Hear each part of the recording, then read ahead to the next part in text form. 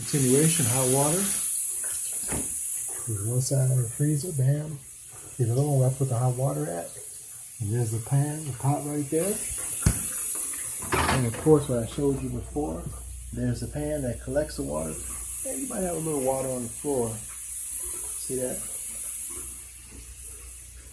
But not too bad.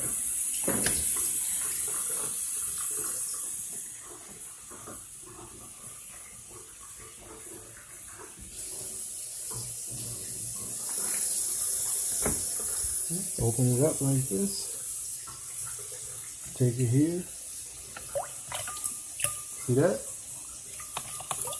See how I'm doing that? You can actually hear it defrosting.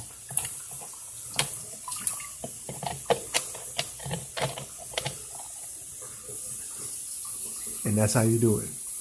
Hot water, defrost your refrigerator, induce.